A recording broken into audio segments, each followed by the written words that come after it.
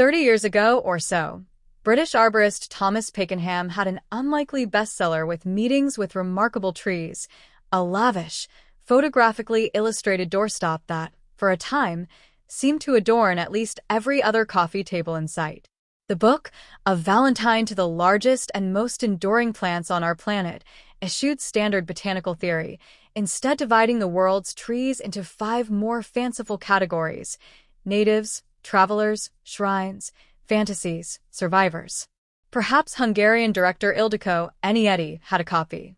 The sprawling, stately, and indeed remarkable ginkgo biloba that binds the multiple narratives of her marvelous new film, Silent Friend, meets all those descriptions at one point or another.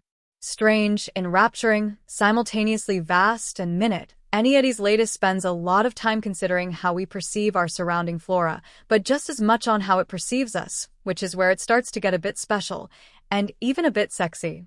On paper, most descriptions of Silent Friend might sound so fey as to tilt into tweeness, but the film is as sturdy and earthily rooted as the green specimens it pores over.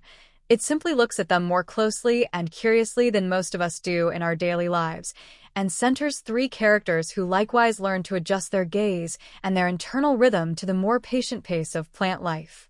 In its subtle, beseeching exploration of the connection between the human world and less understood dimensions, this Venice competition standout feels like a spiritual extension of Enyedi's Oscar-nominated 2017 comeback feature, On Body and Soul, happily raking away memories of her 2021 disappointment, The Story of My Wife. Few actors can play ruminative solitude with Leung's degree of restless, unspoken intensity. Always a compelling thinker on screen, he makes Wong mischievous in his melancholy, obsessively busy in his boredom.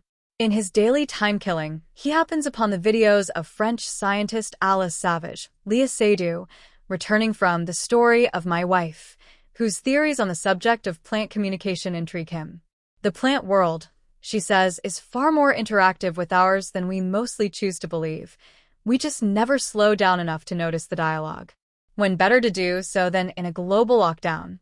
As the two strike up a screen-based friendship, Wong is drawn to converse with the ginkgo.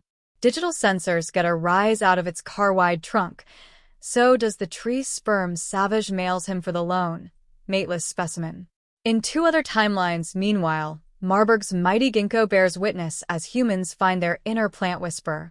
In 1908, bright young Greta Luna Wedler is the first female student to be admitted to the university, following a policy change regarded with resentment by ornery academic elders. In a brilliant, sustained scene quite different in tone and tempo from the remainder of the film, she's grilled at her entrance review by a panel of petty misogynists, roundly defeated by her calm and intellectual assurance. Studying botany, she impresses flirty junior professor Thomas, Johannes Hegeman, though it's only with a part-time job as an assistant in a photography studio that she begins to see plants with new eyes, studying and capturing them in deconstructed, sensual terms akin to the later 20th century art of Robert Mapplethorpe and George O'Keeffe. Any film making a star performer of a mammoth, centuries-old ginkgo, actually played, so to speak, by 3 such trees in the University Botanical Gardens of Marburg in central Germany, needs a human anchor of at least comparable grace and presence. As luck would have it, Enyedi has one in Tony Leung Chiu Wai, here making his first foray into European art house terrain, and ideally cast as Tony Wong, an introverted Hong Kong neuroscientist on a visiting professorship in Marburg. Already a fish out of water, he's even further disoriented when the first COVID lockdown strikes in 2020, leaving him alone and adrift on the otherwise evacuated campus, while his human-based neurological research is left in limbo.